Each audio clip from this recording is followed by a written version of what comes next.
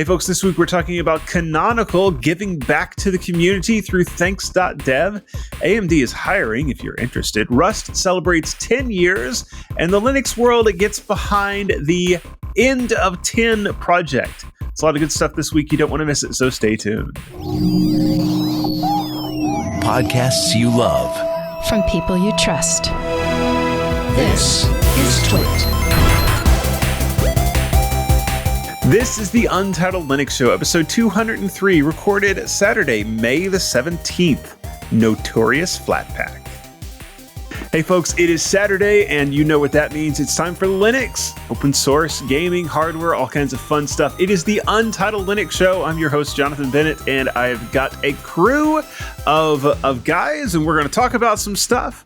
You notice I didn't say that they were the best guys or the smartest guys. We've got a crew of guys, dang it.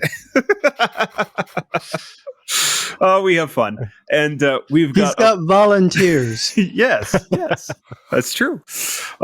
We got some fun stuff to talk about today, though, and we're going to let Rob kick it off. And Rob's going to talk about Canonical, his second favorite computer company to talk about. Yeah, so out of these group of guys here, we're going to start with the best. So, Canonical, you know, it's kind of one of those big names in Linux that we like to, or I like to, some of us like to razz on, put down, whatever phrase you want to say. You know, so some hate it for their choices they made with Ubuntu, like forcing snaps, maybe. Others hate the big corporateness, you know, the Red Hat feel that they have. While some, you know, they're somewhat. They see Canonical as somewhat anti-open source at times, you know, with things like when they pulled LXD, you know, from the into an internal project, you know, dumping the community and spurring the fork of Incus. Well, they're finally deciding to give back to the community. All right, I say that in just a little bit. I know they do plenty of overall good for the Linux community, but they are now putting the money where their mouth is by donating $120,000 to open source projects this year, or also another put $10,000 a month. In fact, you know, they have downloaded or donated, to large projects before in the past. But these are large ones like Eclipse Foundation, Cloud Native Computing Foundation, GNOME, you know, big ones like that. But this new announcement here is going to spread out the funding to many more smaller projects. So they are utilizing a platform called thanks.dev that analyzes Canonical's GitHub code to determine external projects, libraries, and tools their code relies on, and splits up the funds based on those dependencies. You know, I took a look at the site and it says, you know, it's trusted companies like Canonical, Square, and some others I have not heard of. But they're right there on the homepage, and it shows Canonical has over 2,000 dependencies, and in comparison, Square had 400 plus open source dependencies. So, since kicking off this initiative, Canonical has donated more than 350 GitHub projects already.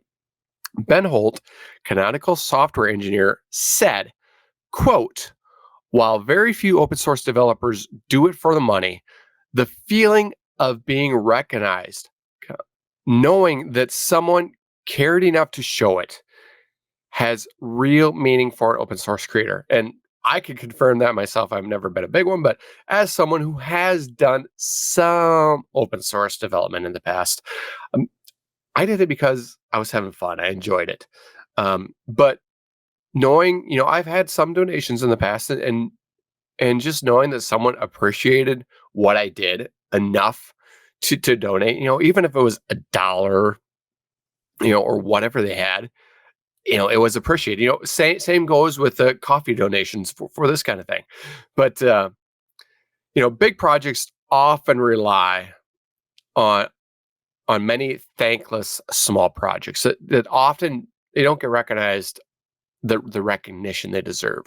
You know, when all said and done, I imagine some projects may may get nothing more than a few dollars out of this. But, like I said, I would feel amazingly honored to receive a few dollar donations from Canonical in recognition of how my work has benefited Canonical, which at this point is probably not at all, except for maybe here.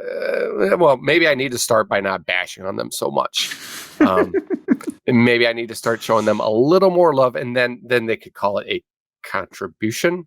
Though I don't know that that dev platform is going to find me in their code to donate to. But anyway, it's kind of cool. There's their project out there, or platform out there that they're utilizing to see where their funds should go, and they're spreading out to all those little guys. So it's pretty cool. Yeah, very cool. I'm always fascinated by stuff like this because it's a fairly big problem. You've got all these little projects, and even projects that start just for the love of it. You do eventually get to the point where it's like somebody's going to have to give some money for this thing to really continue, or else the people that are doing it are going to have to go do something else. Yeah, it's like, I'm kind of tired of doing this. If I had some money, maybe I could be incentivized to keep it up. Yeah, kind of maybe why I don't maintain anything anymore that I've had before. Yep. Getting a paycheck for doing maintenance is a nice feeling.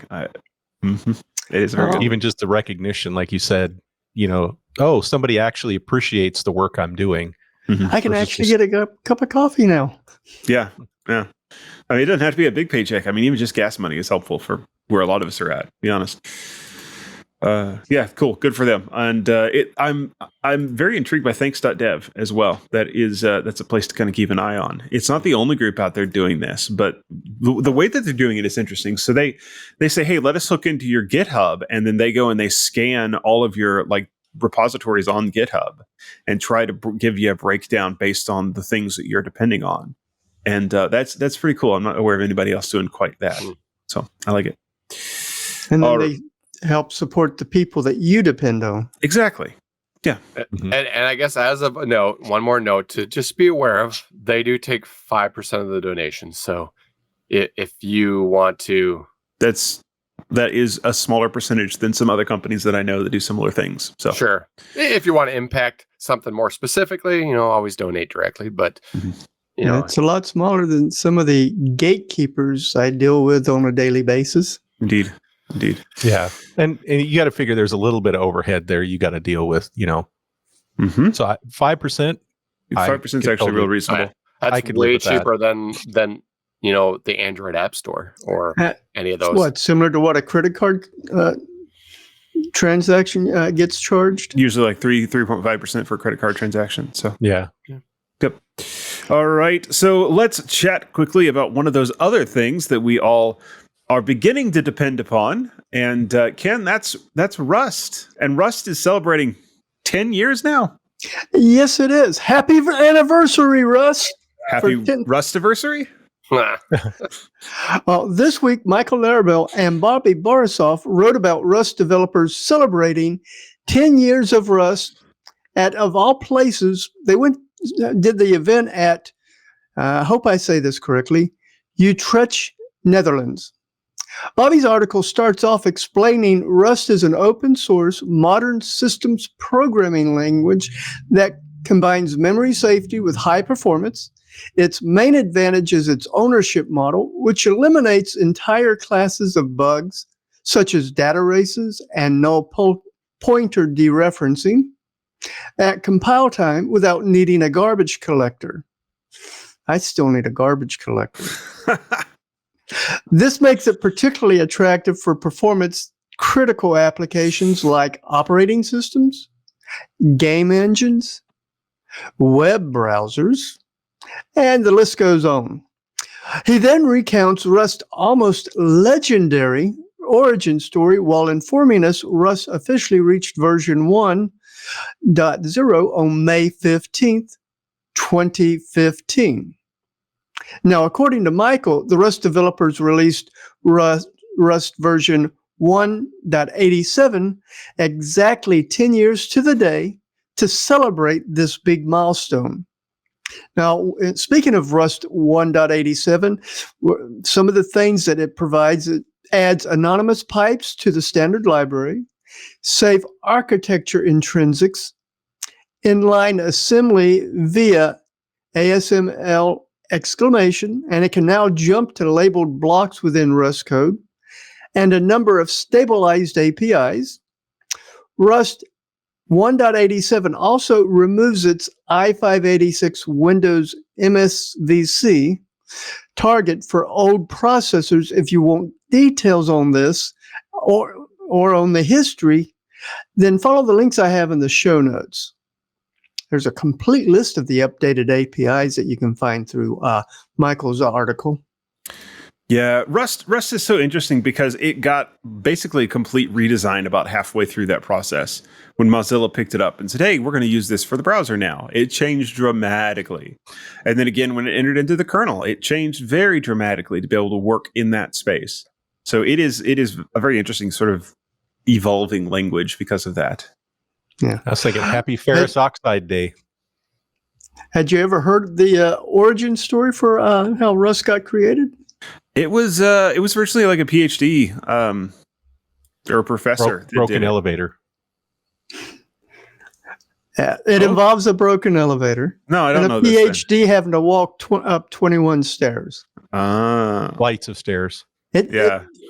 Bobby covers it better in his article. I'll have to go check that out. I'm not sure I could tell you exactly what the story is. All right. Well, let's talk about Live Update Orchestrator. What is this? Yeah, this one's a little more enterprise, but so right. Today we're going to be diving into an exciting development from Google, and it's an update to their Live Update Orchestrator, or LUO. This program is designed to apply kernel updates while the system is running, effectively greatly reducing the need for a reboot. For the average user, this might not seem like a big deal, but for enterprise environments where uptime is absolutely critical, this is a major deal. Think high-demand servers, running enterprise workloads where downtime is simply not an option. LUO allows administrators to apply updates and patches without ever needing to take the system offline. Now, LUO is not the first of its kind. Linux already has several live kernel updaters, such as Kpatch and Ksplice, where you can update a running kernel. But what makes Google's LUO different is its primary focus, not just patching an existing kernel, but moving to an entirely new kernel while keeping the system online without interruption. So this is a step beyond what previous solutions have offered. To quote Google's developers, Live Update is a specialized reboot process where selected kernel resources, memory, file descriptors, and eventually devices are kept operational or their state preserved across kernel transitions. For certain resources, DMA and interrupt activity might continue with minimal interruption during the kernel reboot. So in essence, LUO enables a seamless transition where critical system functions remain uninterrupted even during a kernel update. So now when they talk kernel reboot, they mean going from one kernel to the other, not a full system reboot like most people think when you hear reboot. Beyond that, LUO builds upon a foundational piece of code Google plans to upstream soon, known as kernel handover. There's a possibility we could see this integrated into the Linux 6.16 kernel, making it available to the broader community. To check it out, we'll have to wait for the pull request for 6.16, see if the code winds up in there. If the relevant code is included, LUO then would become widely accessible, allowing updates without reboots, or at least in most cases. That being said, like if you're doing something like a full distribution upgrade, it's probably still going to require a reboot just to the sheer number of changes involved. But routine incremental kernel updates like a 0.01 version update, or you go from a .15 to a .16, okay, your new kernel, you can do it without a full system reboot. It is important to note that this technology is mainly designed for enterprise servers, which use error correcting memory and other high stability server grade hardware. These machines prioritize stability above all else. Consumer grade desktops and laptops, on the other hand, benefit from an occasional reboot. Because we can get consumer grade stuff can get minor hardware glitches, and that can still throw things off. So it's might not be totally the fault of the operating system if something goes a little awry. So just be known that if you're running consumer grade hardware, you might not get these super long uptimes.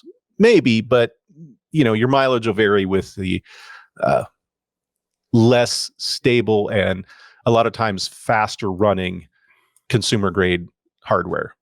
But for system administrators managing mission critical environments, this is a massive win. So, the era of seamless updates where uptime is preserved without interruption it's within reach, or at least uptime is greatly improved. So to all the sysadmins out there, get ready to rejoice. Yeah, interesting. That's pretty cool. I know there are a couple of companies and projects that do live patching that'll let you do something similar, but swapping out the entire running kernel, that's really fascinating. I can see.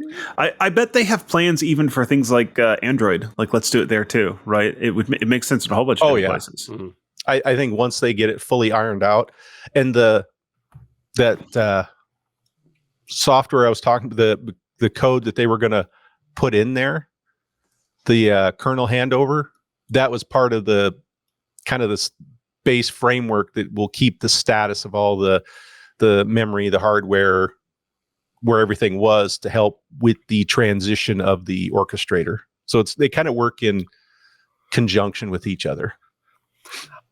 I think something like this actually finally makes, uptime a real bragging point.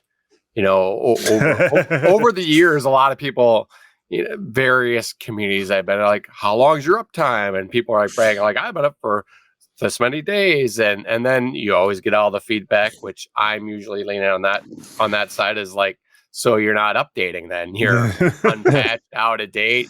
It's kind of critical to update. But this will be a new one. Now I can get on those communities and say I have this long uptime, and then when they come back, so you're not doing updates, I'll be like, oh, I am. I've got this. Yeah, I'm using Live Update Orchestrator. Yeah. Yeah. Well, that's why if your system has to get rebooted, say you're doing this and you're really trying and you're running consumer grade, I just wanted people to know that there is a difference in hardware quality.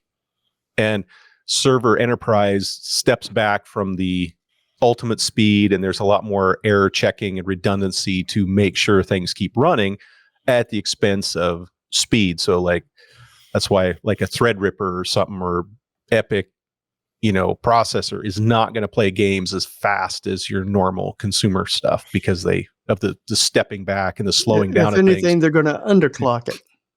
Yeah, just to make sure there's no errors, there's no hiccups. Yeah, on some of my servers, I use the Ubuntu Pro, the live patching. But even that, you still have to update once in a while, but it maybe minimizes that a little bit. Or reboot, once in a while. Right. It seems like I'm rebooting Tumbleweed every other day. Is that because you have to, though? It's because it recommends doing that after doing each distro update. Yeah. It's Tumbleweed. It's a rolling release. It's not terribly. Yeah, weird. that would be kind of, I don't know, if you had a rolling release and then you included this, I guess maybe you could keep going. Let the kernel roll too. Yeah. You just have to close out certain programs occasionally. Yeah, because it's not only the kernel that sometimes needs that reboot. It's all the libraries and stuff that would cause problems too. That the applications have open. Mm-hmm. Like, try updating Firefox without having to restart it. Yup. That would be tough. Yep. All right. Let's see. Up next, Rob, are you looking for a new job? Well, if you aren't looking, if you're not looking for small donations from Canonical, but instead, a full-time job, this story may benefit you. So AMD is again hiring more Linux engineers to work on their Ryzen client efforts under Linux with next generation hardware enablement, enhancing feature support for existing Ryzen systems and related efforts. They've already hired Linux engineers in the past. That's kind of nothing new, to work on things like server side, where Epic market share, in the data center continues to grow significantly. And, seeing success in things like, the Valve Steam Deck that's primarily AMD, and I guess even some Tesla and vehicle systems utilize it. It's all growing with the AMD Linux ecosystem. And when it comes to a GPU, I'm often touting that Jeff needs to, avoid that other GPU company, but he has his reasons, so I'll let him stick with that. But I like AMD. But anyway, the goal of this role is to enable Ryzen APU, CPU within Linux distros and work with the cross-functional team for Linux OS bring up. Now, if you're looking at this, you may have to relocate as this position is hiring in Taiwan. Oh, Taipei, Taiwan. I had to think how to say that again. I forgot. Taipei. So that's where it's at. So maybe it's not for a lot of our listeners, but if you are interested, the job posting description says you're going to have to plan, design, review, and evaluate Linux OS specifications, ability to engage with external partners and customers to enable preferred kernels and distros on Ryzen platforms, contribute to the design and architecture of high-quality complex systems, Linux environments, and compatibility among commodities. Ability to debug complex system-level multi-component issues that typically span across multiple layers in the system using either written or verbal skills.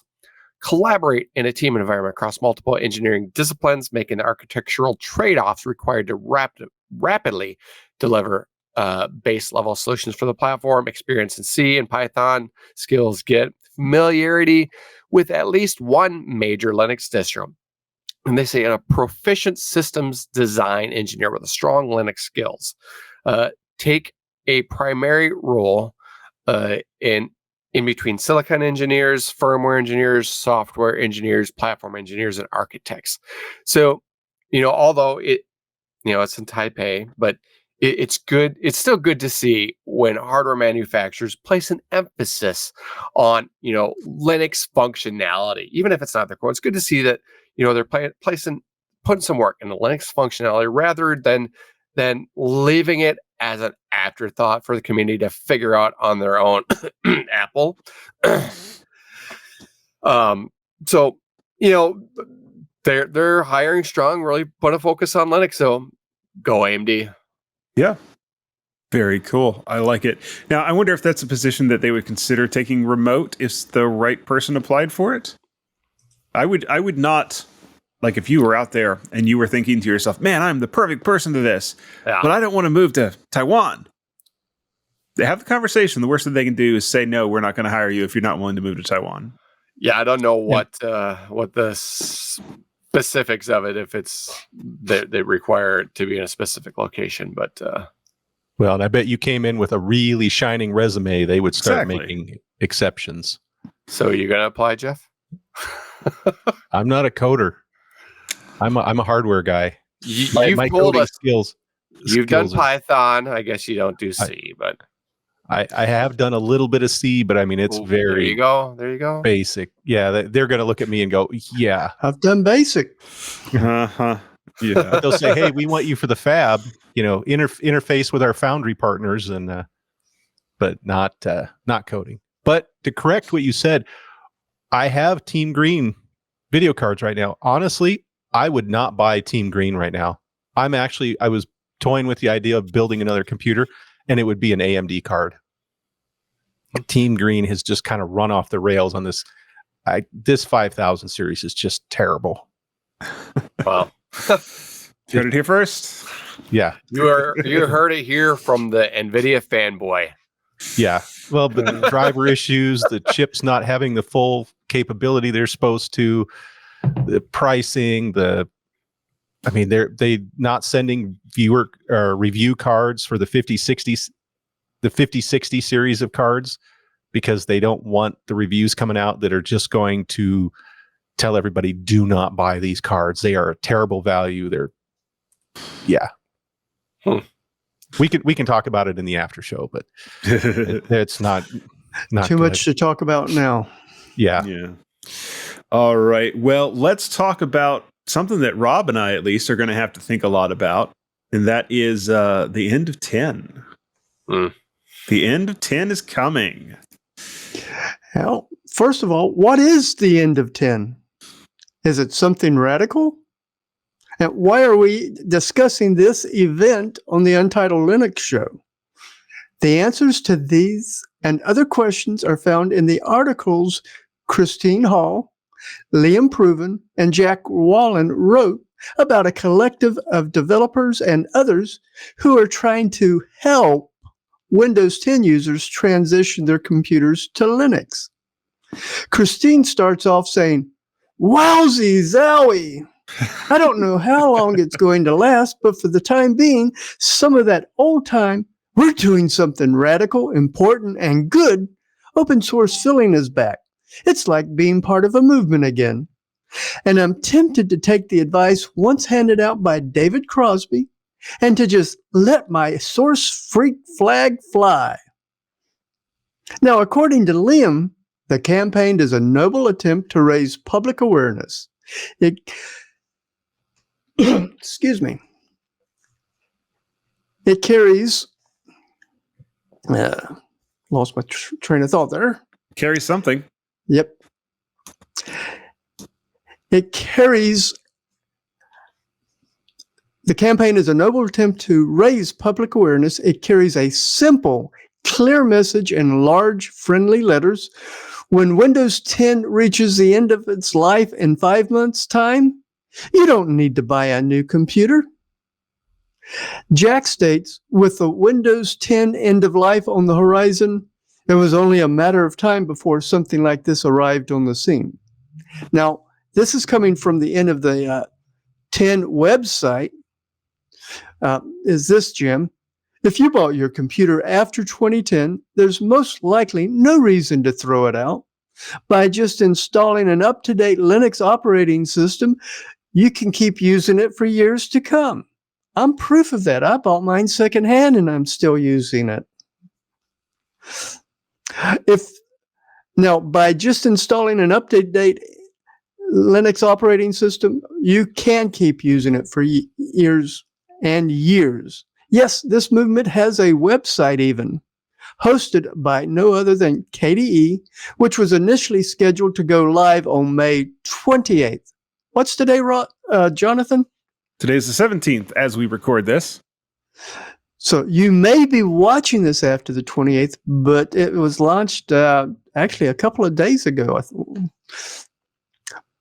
But it's because it's a hop in place right now. Now, who's behind End of 10? According to Christine, End of 10 is supported by a coalition of FOSS projects, which includes well-known open source projects such as GNOME, KDE, Free Software Foundation Europe, OpenSUSE, and in fact, several members of End of 10 work or contribute to some of these projects. The End of 10 project's mission is threefold. First, empowering users and promoting sustainability. Second, community-driven support.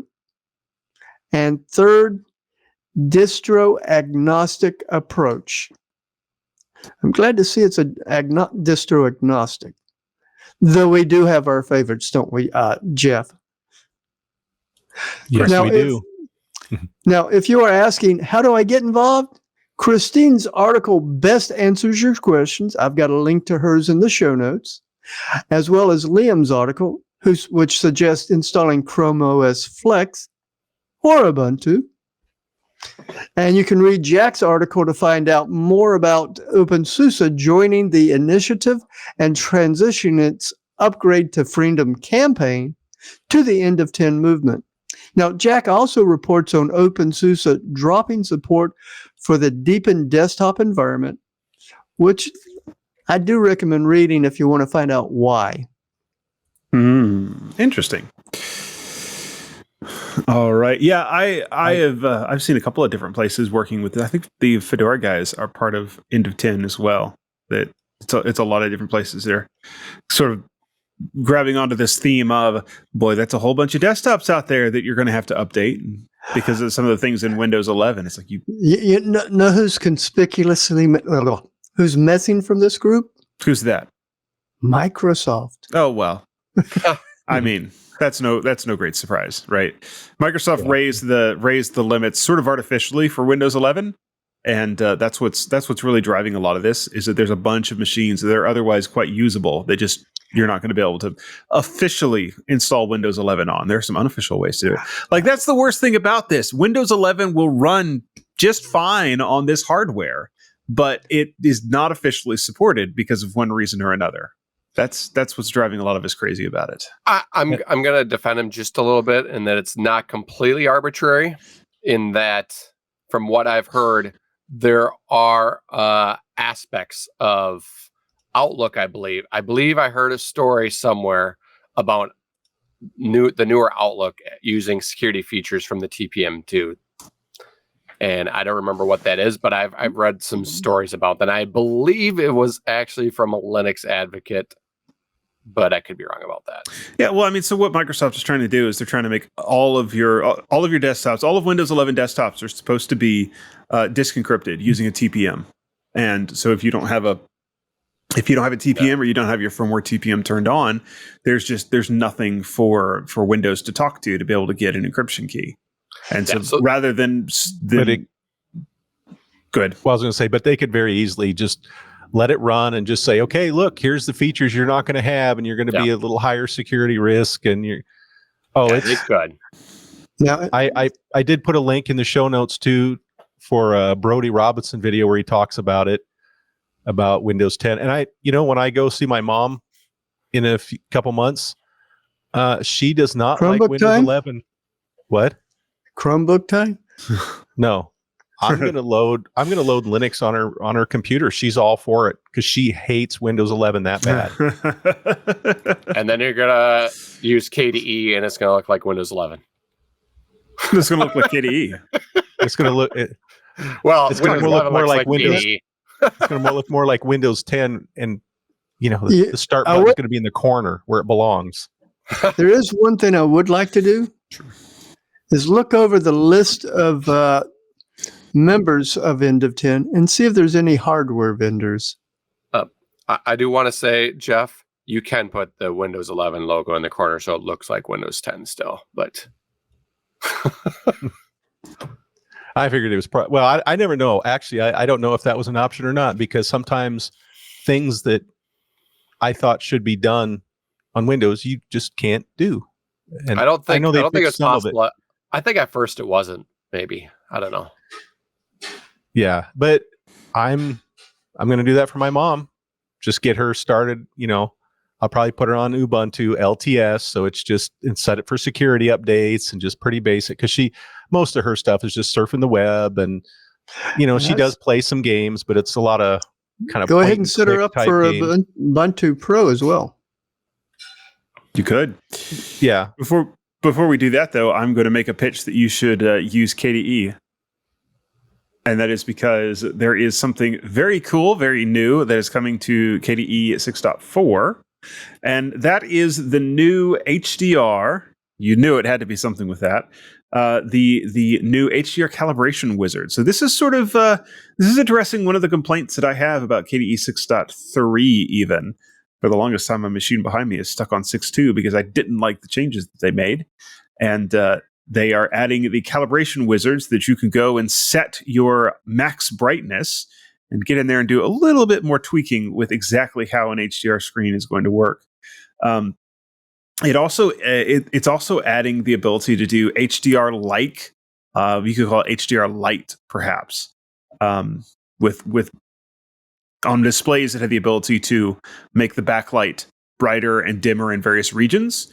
And there is a new feature that grants you the ability to emulate an HDR screen through that. There's some work on the Plasma RDP server. That's definitely an interesting thing. The remote desktop built right into Plasma. Might have to make use of that. I've had use over the years of being able to remote into my local desktop, so having it built in is pretty cool. And then, of course, this the link here is actually to Nate Graham's blog and all kinds of stuff in here. Various bug fixes for the Plasma 6.3 series, a bunch of bug fixes for the 6.4 frameworks, all kinds of other stuff. But the HDR news was the one that really stuck out to me because it is a felt pain point for me. I very much want to see that get fixed. Especially since you've got a HDR capable monitor. I do indeed. I enjoy my HDR capable monitor too. Yeah. And I actually did see that story and I went, I bet Jonathan wants to do that one. So I'll just, yes, and I saw that nobody got it and I'm like, I'm going to do that one. I've heard Ubuntu is also gearing up for HDR. Yes. Well, yes. And for the record, I will be putting her on KDE. I'm going to have it match kind of what I have so that easier troubleshooting for you to maintain. If I need to. But, yeah. Yep. But I'm going to set it up very conservative of just let her have at it. Set it up with Firefox. Show her where the software Is she going to center need is. anything else besides Firefox? Solitaire. I'll set her up with Steam so she can get games. She likes to play some of the old point and click games like Myst and some puzzle games like that, which are pretty easy to run. So I'll set her up with that and then she'll be happy. I mean, the most popular game I know when I worked in a PC shop when older elderly people would brought their stuff and was just to make sure their solitaire worked afterwards. And I remember when Windows 7 went to Windows 10, some of those updated. Windows 10 did not have solitaire. Yeah. It's like Microsoft really did not understand their customer base with that one. Goodness. Yeah. But yeah, just show her where the software center is. That's what I've done in the past. Yeah. Yeah. The nice thing is that most anything you can get through there is going to be fairly safe. So, all right. Jeff, I have been hearing about a new AMD Ryzen chip, and I've heard that it's actually pretty impressive. I also am of the opinion that it's a terrible naming convention. Are you going to try to talk me out of that? No. Okay. Well, I will say they missed the bar for the USB naming. So the people that had the standards for the USB standards, they're still winning. This is maybe second or third tier. Yeah. But now we have spent a lot of time on the show discussing AMD's latest processors for desktops, but we haven't really focused on the mobile ones. And since we do like to talk about laptops every now and then, this article from Phoronix caught my attention. Michael Larrable received from HP the ZBook Ultra 14-inch G1A mobile workstation, which features, and here's the name, AMD Ryzen AI Max Plus Pro 395 chip. Yeah. It's a powerhouse. It's got 16 cores, 32 threads, and has Radeon 8060S integrated graphics. Now, the laptop itself is also packed with 128 gigabytes of memory. Now, let's get the obvious, elephant in the room out of the way. Yes, it's very pricey, coming in at approximately $8,000 US. But keep in mind other 395 series processors are available at lower prices. I looked and there were some laptops, I think more about 2,000. This particular machine is a flagship high-end workstation replacement designed for those, you need maximum performance in a mobile form factor. So they're kind of going for a high-end niche, probably company type customer here, where $8,000 is easier to swallow when you're a very large conglomerate. What's really fascinating is that this laptop was put through a comprehensive comparison against 21 other machines, other laptops, spanning a broad range of manufacturers. I mean, there's Dell, MSI, Asus, Acer, Framework, and more. These are all the laptops that can run Linux, even if they aren't always specifically marketed saying they can. But so these are all benchmarks, so you know that they've got a pretty good Linux compatibility to them. The article dives deep into the tests, examining everything from computational power, AI processing, compression, media performance, the entire gamut.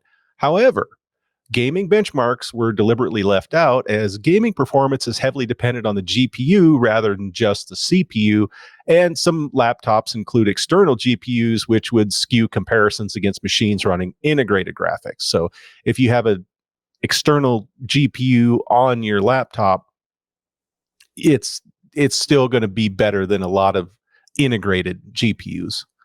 Okay, now let's talk results.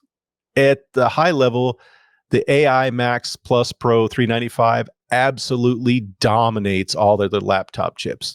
There's no doubt. This is exceptionally powerful. That being said, while it's not a cheap option, some actually view it as more of a compact desktop replacement than a traditional laptop processor. And there are some very small form factor computers using this chip. So it's a lot of the computers, like maybe it gets stuck to the back of the monitor on a VESA mount or something like that. So when you're maybe doing some office things where you don't need anything real powerful and it's running apps off servers or things like that, this chip replaces a much larger desktop model. Now, like I said, you can find them in other laptops cheaper, but depends on your budget what you want to get. But the real takeaway here in this comparison, I think, provides valuable insight into how various processors stack up. So if you're in the market for a new laptop, this data lets you weigh, computational power versus price, so you can make the most informed decision possible. Because, I mean, there's in several AMD chips, several generations, Intel chips, a few different generations. So you have a wide gamut of mobile processors. So you can look and see how they all compare to decide what you actually need. For those wondering how Intel chips held up, AMD processors came out on top in most tests. Intel's Core Ultra 7 256V and 258V, they made a respectable showing. They landed in 8th and 10th place, respectively, overall. So not terrible, but not, they 8th out of 22. So was the best. So Intel's got to come back a little more, but maybe they're not in high demand and you can find a heck of a deal on a laptop. I didn't check prices, but maybe something to consider. So if you're considering a new laptop, definitely take a look at the article in the show notes, explore the benchmarks, and find the best solution for your needs and budget. Yeah, I've looked at one of these before, and they are quite impressive. I think Framework actually has one of these high-level new AMD cards that they're about to come out with, and I looked at it and I was like, oh, that'd be so nice, but I just can't justify. I don't do enough with my laptop. I don't do enough high-performance stuff. I don't actually need a mobile workstation. So that's mine. And at least right now, I want to say Framework, they're running the, I think, 370 series chips, which are a tier down from the AI Max chips. But I'm like you. I don't do I do more like, I need this in the shop for looking at these manuals. I need, maybe I'm going to run a Dungeons and Dragons, Pathfinder session. I prefer Pathfinder. There, I said it. And I need quite a bit of memory, but the processor can be a little slower for what I'm doing on them. Yeah. So that reminds me, when were we going to stream that ULS Pathfinder game? We've talked about it. We can do it. Anyway, that's not really what we're here to talk about, though. But the subject, I bet you a lot of people who like Linux either have or are currently playing a tabletop role-playing game. I mean, I've got my binders pretty much within reach. It's true. I could pull down my Gamers Nexus autographed case with my Inductor polyhedral dice in it. Yes, we're all nerds. We admit it. You'll have to teach me. Yeah. I'm not quite as big of a nerd, but Would you run elementary OS on it? You could. Is there something new with elementary OS? it's elementary, my dear Jonathan. Elementary. So, elementary OS, it's a distro we don't really talk about much, but it is a fairly popular distro, at least in a niche area, and one that I have had some interest in the past for a while. Honestly, I tested it quite a few years ago. I don't know, 5 years ago, give or take. I don't remember. And at the time, it was okay. That's kind of how I felt about it then. But I feel like it's looking pretty slick these days. And with a new release of 8.0.1 just around the corner, I thought I'd share some of the cool things I've read about it that are coming up. Maybe I'll give it a shot. I don't know. But we'll see. Maybe you want to give it a shot. So, project founder Daniel Foray, he recently recapped some of the features that are coming up. So here's one of the things. The first thing on top of the list is they're adding a prevent sleep button. So, are there ever times when you don't want your PC to go to sleep, but, in that case, your options are to maybe run something like, I know there's caffeine or stuff that a program called that I've ran on some various different computers. Or you can go into the power settings and go and change it all so it doesn't shut off. That's a lot of work when you could just have a simple button built in, a nice quality of life touch. So I know I would use it. There are definitely times I like to keep my computer from falling asleep. There's also language settings benefits from a more responsive design, Wacom settings. So it's a stylus detection, and doesn't cause crash if none found. In-app purchases also is another thing. App Center labels free apps with paid content inside. And I know in-app purchase may be the bane of many people's existence, especially those that struggle with self-control, maybe have kids with a little too much access to it. But the truth is that, in-app purchases have been a boon to, mobile app development and, many games across the spectrum. So having something like that on Linux, it boosted these platforms and help developers also. It may also help boost the ecosystem, the app ecosystem on Linux. You may also end up with a lot of junk games along the way, but you just need to know which ones to go for and which ones to, just skip. So it really could help the development if they got that there. Then there's a new system monitor app to show, things like CPU, RAM, GPU. And, I saw the screenshot of it. It looks okay, but I think there are better ones out there that if I were doing it, I would just pick one of those and put it in. We've demoed or displayed a few, at least a couple on this show that were pretty slick that I think would be better than this, but whatever. And then also another nice one, for those who like multiple workspaces, which I do. The fact is, one of the things that really drew me to Linux back in the old days. Now, Windows, Mac, all kind of have variations of it. But anyway, now access to workspaces are in the dock. It's kind of nothing new. You can do that on other distros too, but it's new to elementary.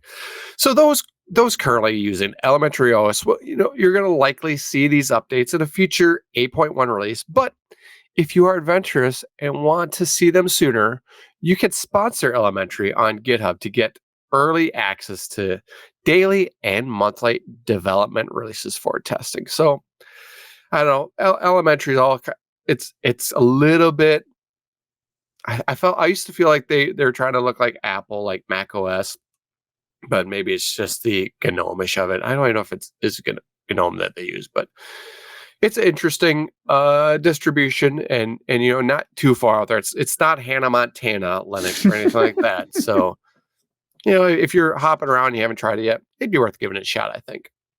Yeah, fun. Is it going to become not a niche Linux distro? Is it going to become a distro that you can actually recommend to someone? I think you can recommend it. I don't know. It just you've heard my rant before. If someone's new to Linux, don't tell them to go to either Arch or one of these little niche distros that nobody's ever heard of. And tell them to go to Fedora or Ubuntu or Debian. I think if somebody and new definitely went to stay it, away from Gentoo. I mean, I think if somebody new came to Elementary OS, I think they'd be just fine.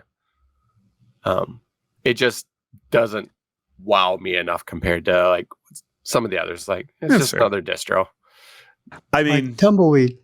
That's kind of saying something though, right? When a distro has come to the point in development where it's just another distro, like you've actually you sort of made it at that point to some extent. You have, but also you kind of want to differentiate yourself somewhere because there's already plenty of other major just another distro out there. But it's true. I would put them up there in the top 10 or 20. Yeah. Or somewhere in there. Now, the question that I'm sure Ken has is, can you run Flatpaks on it? Absolutely. Why don't you tell us more about Flatpak, so Ken? I'll be more than happy to. And this week, we've got Marius Nestor and Jack Wallen both writing about the release of the popular Linux application, sandboxing, and distribution framework. Yes, that's the Flatpak. This time it's version 1.16.1. Both Jack and Marius talk about one of its biggest improvements, the ability to allow a child account to update existing apps by default when using parental controls to ensure that security and bug fix updates can be installed.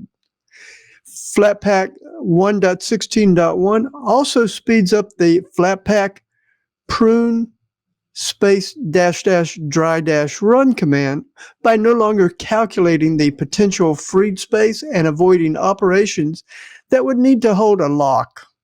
It speeds up the Flatpak permission reset command by only writing entries that have actually changed, and adds support for looking for TLS certificates on /etc/containers/certs.d when interacting with OCI registries. This release addresses various bugs, including a memory leak when installing extra data, showing fatal transaction errors twice, and including all options and shell completion for Flatpak certs. As always, since I didn't touch on the highlights, I do recommend getting all the details from Marius and Jack's articles. Yeah, interesting stuff. The notorious Flatpak, the infamous Flatpak. It means it's more than famous. That's fun. All right.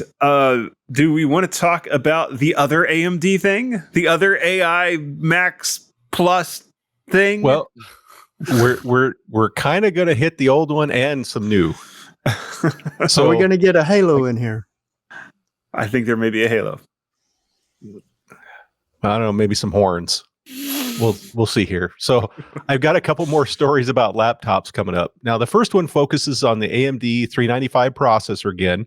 Same HP laptop as we discussed earlier.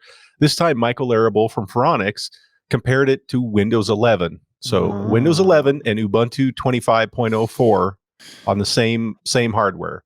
Using a variety of benchmarks. Now, this includes gaming benchmarks, so this adds an extra layer to the analysis. Now, I was going to do a full deep dive into the system, but the bottom line is just clear. For this brand new AMD chip, they've only been out, I think, a month or 2 months. Ubuntu completely dominated Windows.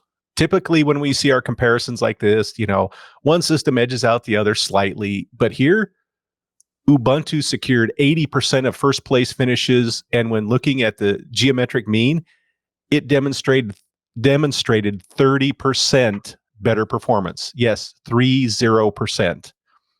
To be fair, Windows will likely improve over time, fixing drivers, optimizing support, closing the gaps.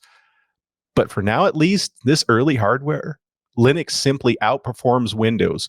No debate, no hesitation. Linux is faster, period. End of story, full stop. Second story. So this ties into the first, but expanding the one I just talked about, but it's expanding the comparison between multiple Linux distributions on a different laptop. So there's no Windows involved in this one. But this one is the Framework Laptop 13.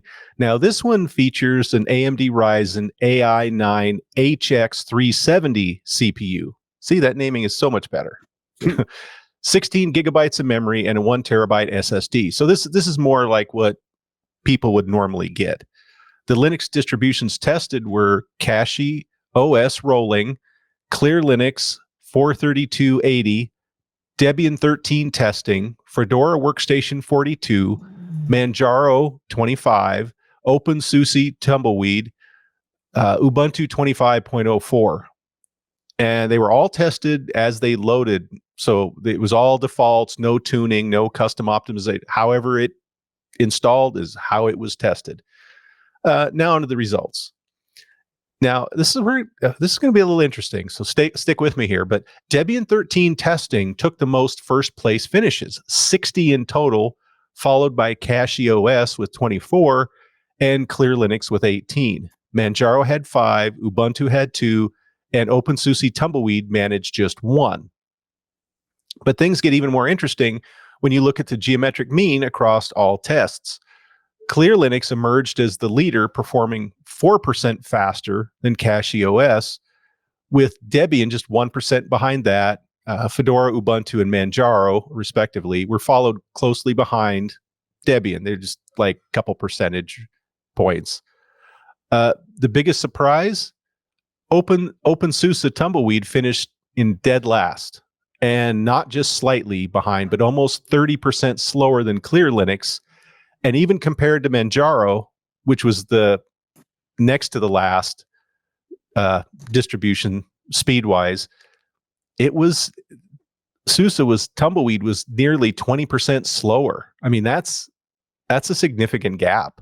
Now, a word of caution. So Tumbleweed's a rolling distribution, meaning its performance can fluctuate depending on when the benchmark was run. Maybe it had a bad update, or there was something misconfigured dependency, or something was off, but it was really off. And another note is when Clear Linux won overall, but it didn't take that many first place wins. So what that means is when it did win, it won big, and when it didn't win, it performed consistently well, and it took a lot of close second place finishes. So for those unfamiliar, Clear Linux is an Intel-backed distribution, but it's not really built for everyday users. It's more of a database-tuned testbed distribution. Cashy OS is an Arch-based distribution, and that would be the one if you wanted a normal desktop experience and were not a novice user. I would say that could be one that you could run. It's the one I would recommend for people that actually wanted to run one of these distributions. So, after today's stories, have fun picking out new hardware and maybe a new distribution to go with it, because you now have a great array of laptops that have been compared, and you have distributions that have been compared. So it's absolutely. Yeah, I think I want to try out that Clear Linux. Clear Linux. That's a window cleaner, right? Yeah. You got to remember that's maintained by Intel and their open source technology center. Clear Linux is actually pretty interesting. It's all of the cool toys Intel puts into one distro. It's sort of where they show them off. And And then optimizes it to run on Intel hardware. wait, yes and no. It's interesting how well Clear Linux does on AMD hardware. Yes, it is optimized for Intel, but a lot of the optimizations do carry over to Yeah.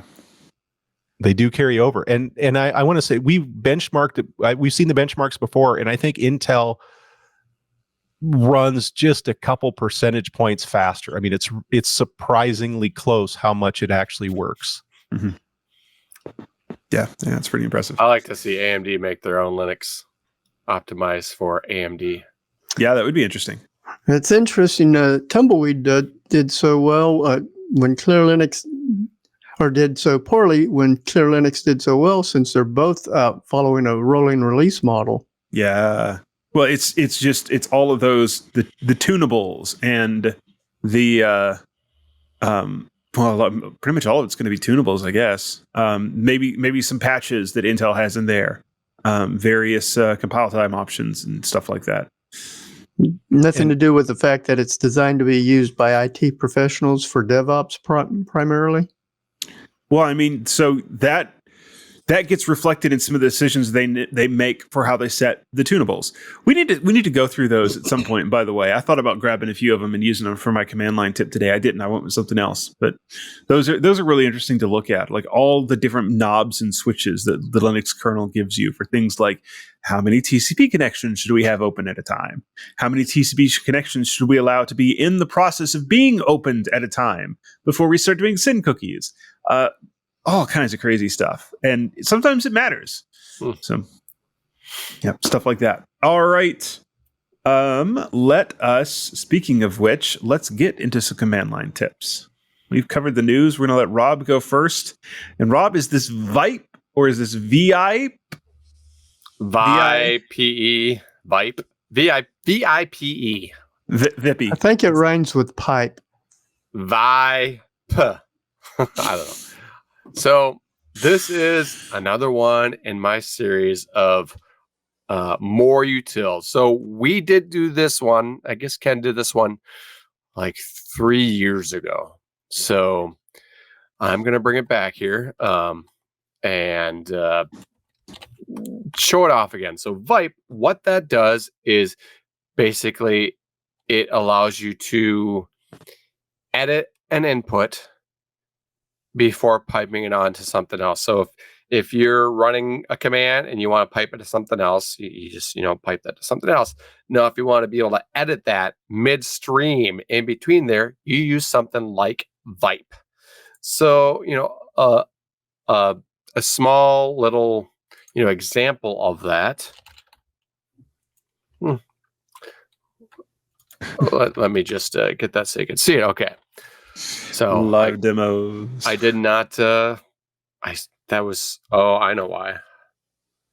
No, I don't know why. I don't know why. I thought I had that all sized out right on my screen so you'd see it nicely, and I don't know what happened. Anyway, so I'm going to do an example here. So in this example, I have echo quote test, piping that to VIPE, and then I'm piping that to cat. So if I do that, it's going to open up my default editor, and it piped test into nano. Now, if I just change that into testing, a third line here, and then I exit it out with saving, pipes it to cat, and you guys can see at the bottom that it edited that. Maybe a better real world example might be if I wanted to do if data, which is a command that I did, a month ago or so. It was in the more utils. So if I do if data -pa, and then I do my interface, which is ENS18, pipe that to VIPE, and then pipe that to cat. I could pipe that anywhere, but I'm just gonna, for demonstration purposes, pipe it here, and it does what my local IP is of this machine. Now maybe I want to edit the next machine. I change that to 4 or something, and then it's going to pass on your edit onto the next thing in your pipe stage. So that is VIPE or VIPE or whatever you want to call it. So now could you use that with SED or something like that to automate on the fly?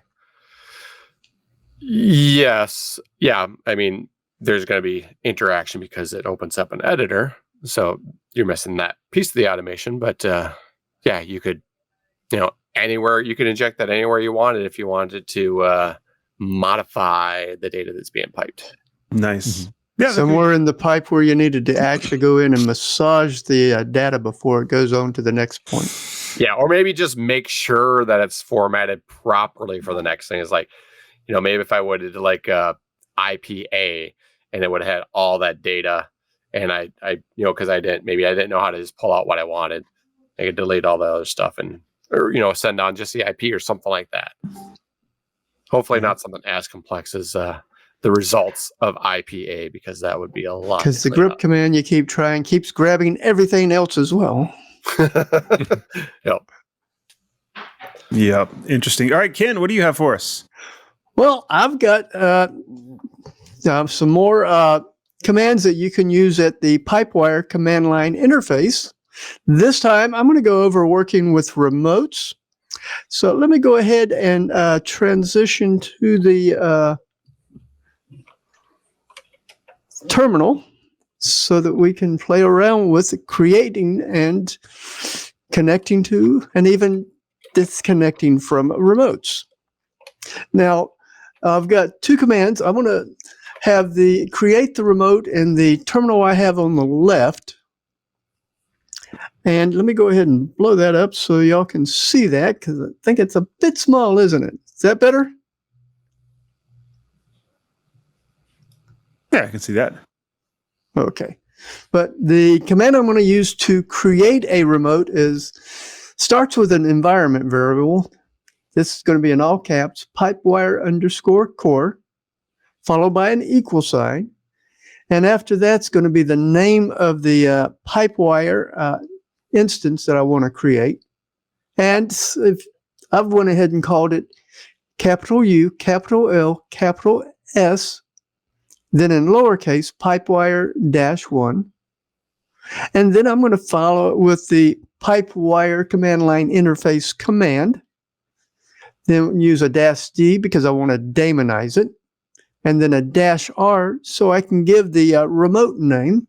And again, I'm going to go with the ULS Pipewire-1. When I hit enter, it says, welcome to Pipewire version 1.4.2. Type help for usage. And we remember what help does. And then it also says remote 0 is named ULS Pipewire-1. Now, right now, you're not really able to do anything with it. I'm going to switch to the second terminal for a minute. And I've got a command that you would use to list modules from a remote.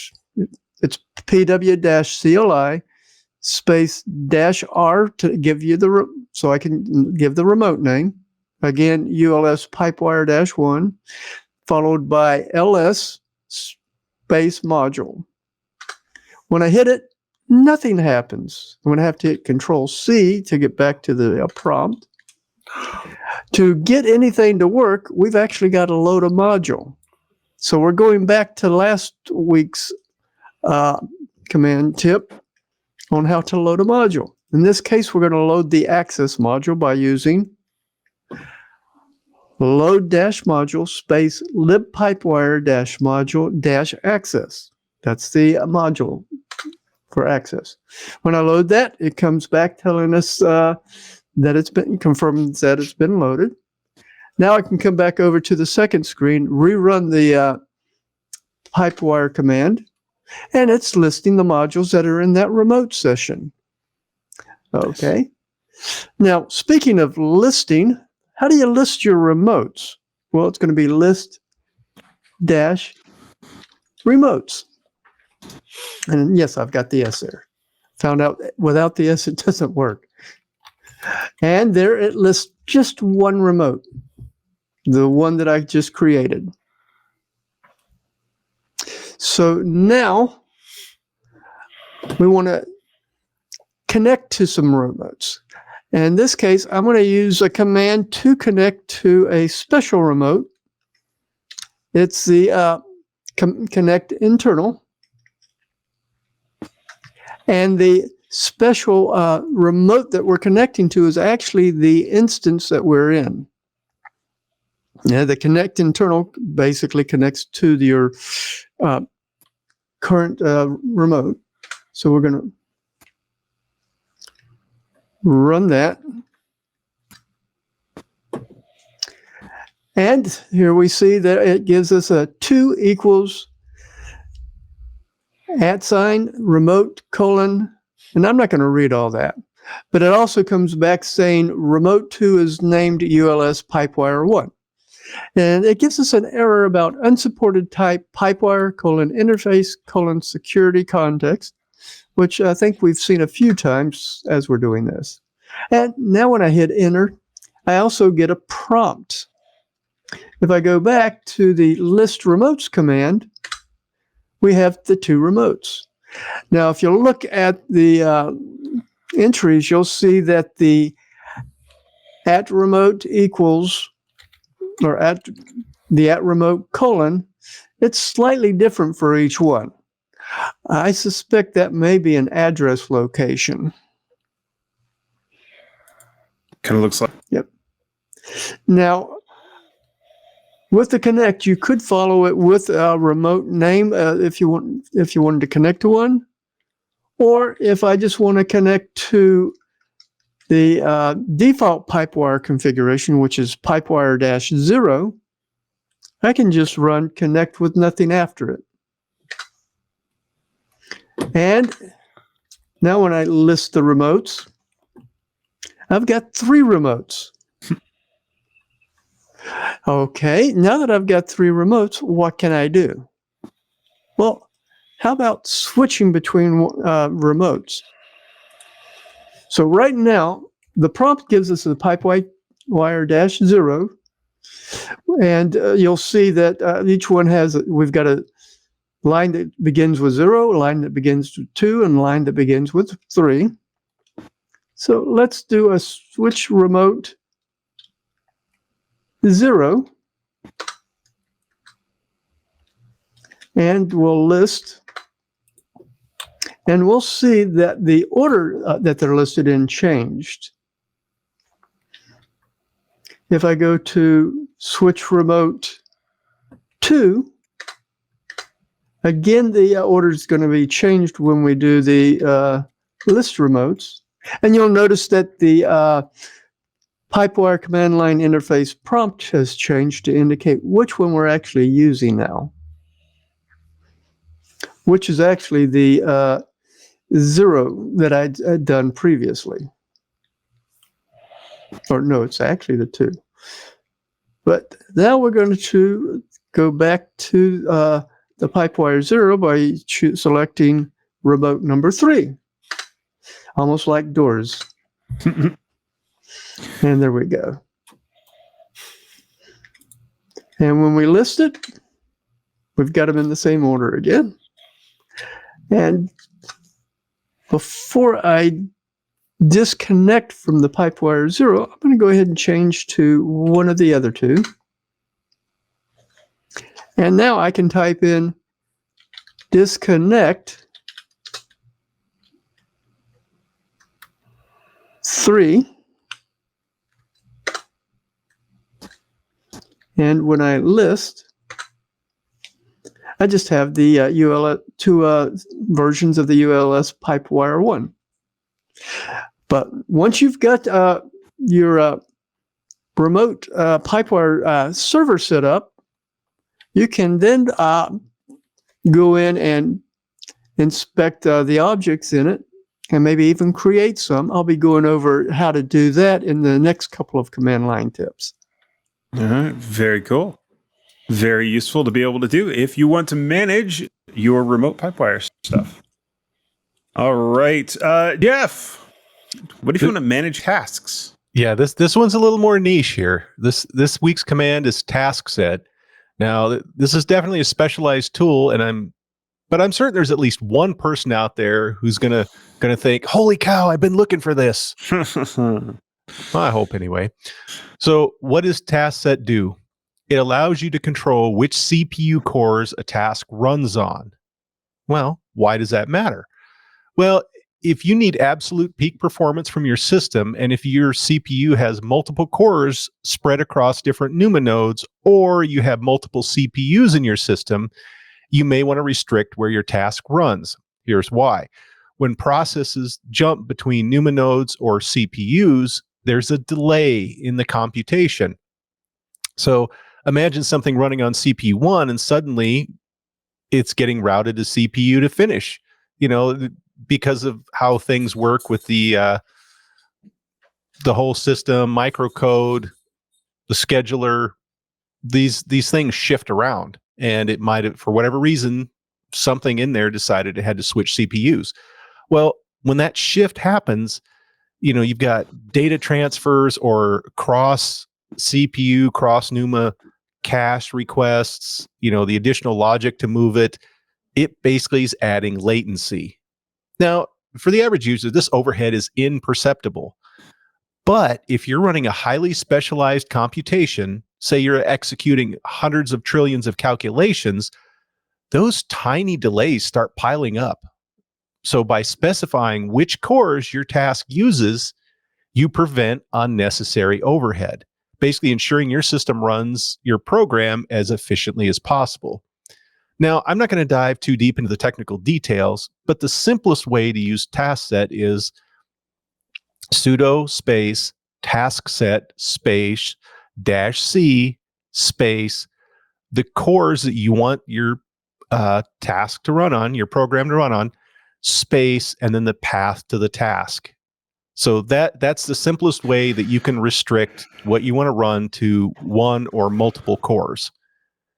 Now, if you're interested in exploring the full depth of what task set can do, including, C groups integration, scheduler control, custom load balancing, I highly recommend checking out the article linked in the show notes, because it goes way under the hood. And this is one of those programs that it's kind of fun. You can play with it, but to truly utilize it, if you have the load that requires it, very, very powerful.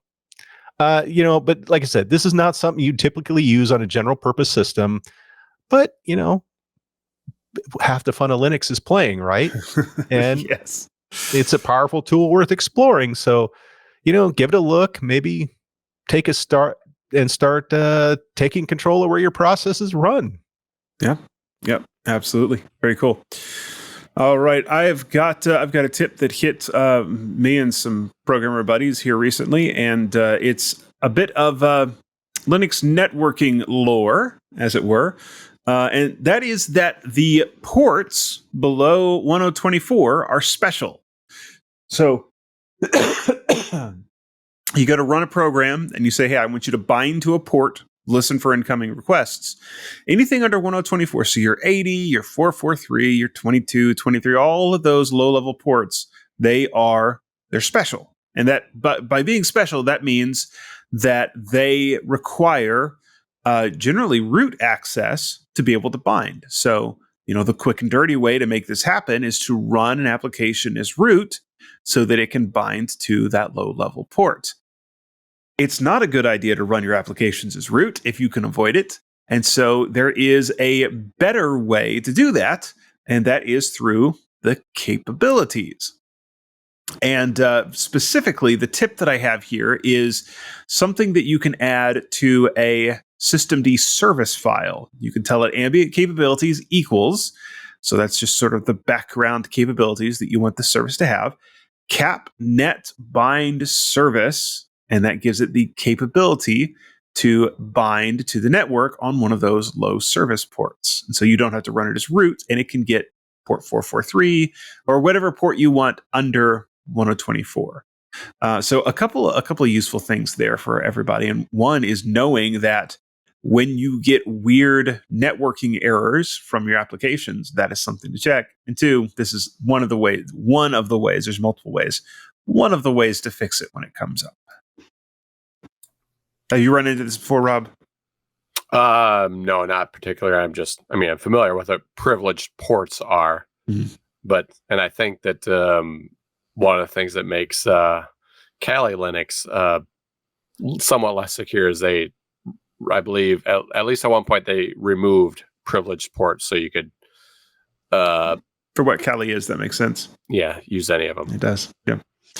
And I believe some of the early Security Now episodes actually go into great detail about that. Mm-hmm. Yeah, there's some really good stuff on those first couple of dozen Security Now episodes of just fundamental how the internet works stuff. Yeah, so if I know we've talked about, I think, running a tiny little web server with, was it Python? I think you can do it with Python.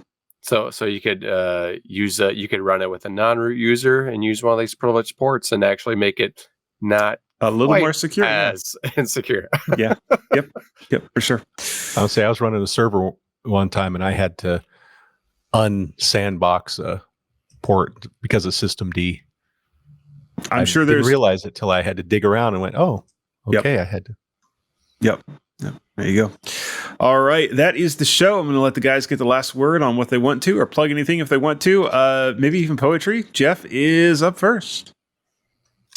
A side note here, I would like to bring up that we were in a different order this episode and Rob didn't bring it up once. I think that's a record.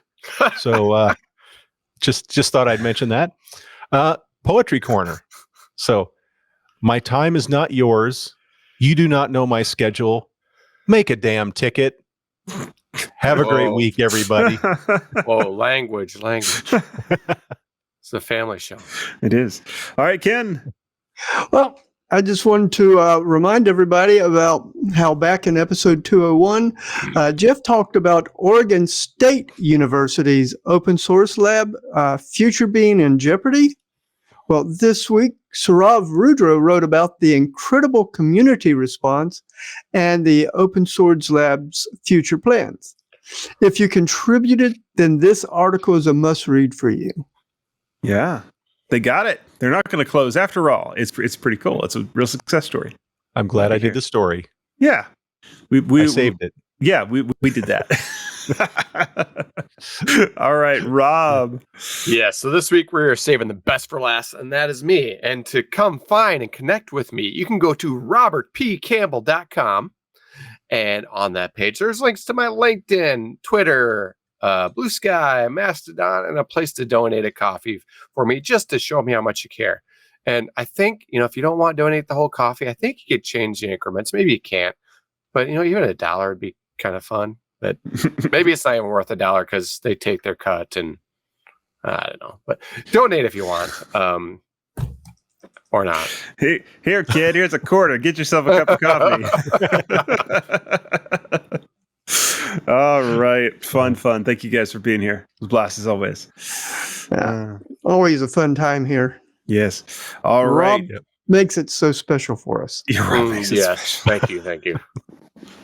All right. If you want to find more of me, there's, of course, Hackaday. I've got the security column, goes live there on Fridays. And then Floss Weekly we record on Tuesday, goes live on Wednesday, except for this last Tuesday. I was down sick for the day and our guest had to reschedule. So had kind of a twofer there, but should be back this next week with a guest and looking forward to that. Thank you all for being here, and thank you for your support ongoing for TWiT. If you're not a part of Club TWiT, you really ought to think about it. Take a look. It's about the price of a cup of coffee per month, and it's how you give back, how you support the shows and the network that you love. Again, we do appreciate everybody that's here, those that watch and listen, those that get us live and on the download, and we will see you next week on the Untitled Linux Show. Hey, buddy, are you a geek? Are you a tech enthusiast? Then I would love to invite you to join a tech community like no other. You can gain exclusive access to our incomparable quality tech content with Club TWiT. As a member, you'll enjoy all TWiT TV shows ad-free, plus access private video feeds for insider shows like iOS Today, Home Theater Geeks, and so much more. Dive into the members-only TWiT Plus bonus feed for behind-the-scenes content, club discussions, and special events. But here's the best perk. Join our incredible Discord community to watch live show productions, chat with hosts, and participate in exclusive members-only activities. It's your backstage pass to the world of TWiT. Whether you're a tech enthusiast or a lifelong learner, Club TWiT elevates your knowledge while entertaining your interests. Get 2 weeks free when you sign up now and unlock unparalleled access at twit.tv/clubtwit. That's twit.tv/clubtwit. And from the bottom of my heart, thank you and welcome to the club.